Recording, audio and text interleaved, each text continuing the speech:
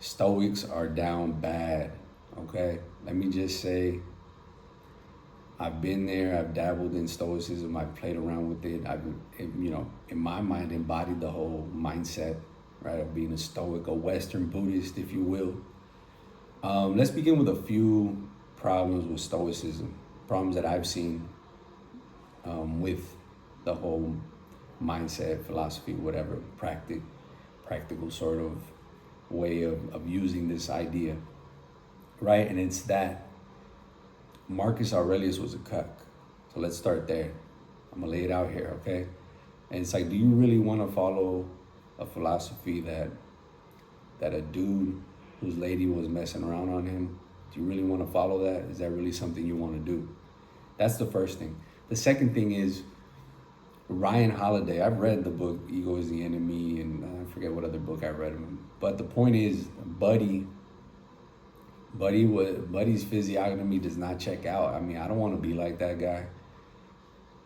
So it's like, who am I getting these ideas from? Who's feeding this to me? And a lot of people just eat it up. They think stoicism is the way to go.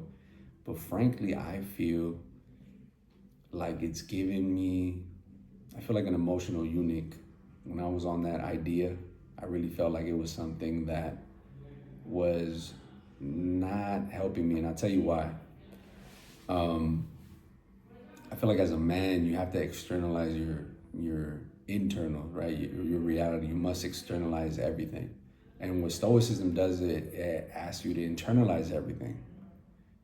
And there's something about that. As a man, you need to be able to put forth into action, into reality, what it is that you're feeling, right? And bottling everything in and showing like this sort of veneer of toxic positivity is ridiculous.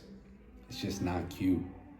And like I said, for the longest time, I was just keeping everything internalized. I was just bottling everything up. And I guess for a while it kind of made sense. I liked it. I didn't mind it because I was like, oh, well, things are not bothering me. But then I was like, this is ridiculous. This is totally against my nature. I'm absolutely the type of person that wants to just put everything out there. So it's like, if I feel uncomfortable, if I'm angry, upset, livid, I'm just gonna go ahead and show it. Like, who cares? And I've been able to just kind of free myself of whatever emotions I was having by just letting them out. I didn't have to hold on to anything anymore. I didn't have to pretend like things weren't bothering me anymore. It was everything was coming from the heart. Everything was put out on display. And at first it may seem a little bit intimidating. It's like, oh, well, I don't want to externalize anything, but it's like, that's the only really way to go about life. Like, you're gonna play this game pretending like nothing bothers you. Like, how does that even make any sense? I don't understand why anybody would want to be have that sort of turn the other cheek, non-violent approach in a violent world. I'm not saying you need to be violent, but the world is violent, right? And to pretend like things aren't bothering you is futile. It doesn't make any sense unless you're gonna recoil and just stay inside all day and not go outside. You need to understand that, things are gonna get ugly and you need to face them head on. And I don't think stoicism is the way to do so. And I for the longest time I ate it up. It's just like, that was like the buzz for the longest time, was just, stoicism was kind of the way to grapple with, the overload of information, the constant flood of media, of things constantly moving, at the pace that they were moving in, right? Really fast, the acceleration of everything. I think that was a way to sort of try to calm down and find peace of mind. But I think, if anything, the chaos is where I think I've thrived the most. And I think a lot of us, if we really, really analyze our true nature, we'll understand that, stoicism, it doesn't work. It doesn't work in the long run. Like I said, I'm willing to put myself out there. I'm willing to get embarrassed. I'm willing to be ashamed, get in trouble, get into altercations, only because it's coming from a place of love, right? Not a place of fear. I think with stoicism, it was always like cautionary. It was always like, all right, how do I sort of find a way to not let this bother me? right? Or to not let this affect me, right? So I became sort of an agent of chaos. I began to really wear my emotions fully. And as a result of that, I have felt more free, much more liberated from anything that anybody may think of who I am or what I am based on how I look, right? That doesn't even matter anymore. But if anybody thinks that like stoicism is going to be the way to run around the world, I think you're mistaken.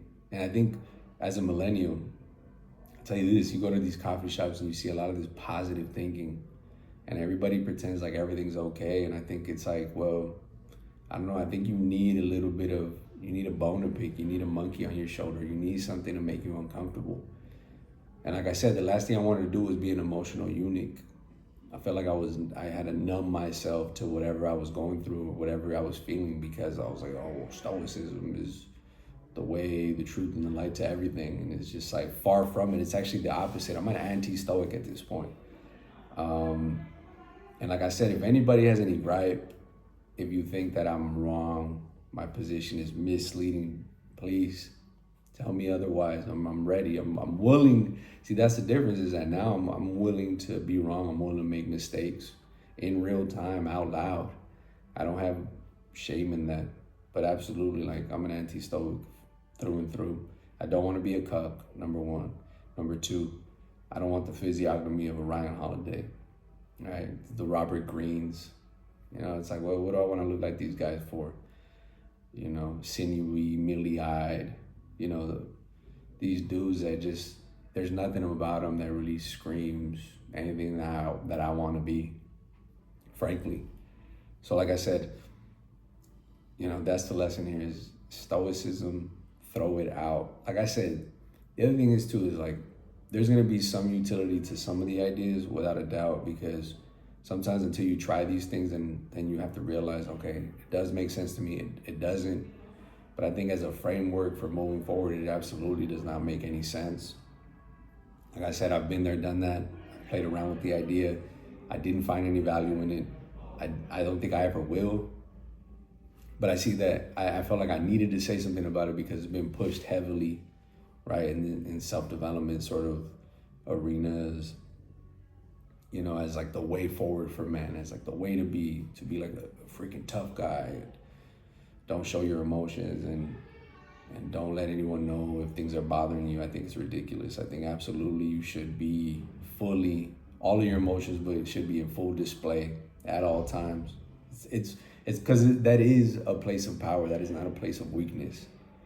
And so I think that you need to rethink if that strategy is really what you want to do in terms of your framework for moving forward, from being able to withstand difficult circumstances and, you know, hardship. Really think if that's really the way you want to go about things, to pretend like things don't bother you, right? Or acting like it doesn't have the effect that it does, because you think that if you just don't let the emotions marinate, that you're somehow going to be better for it because of it. I think if anything, like I said, the lesson here is that you need to externalize everything, whatever emotions you're feeling, externalize them. Play around with that idea. Don't hesitate. Anyhow, like I said, I hope this helps, and I'll see you in the next one.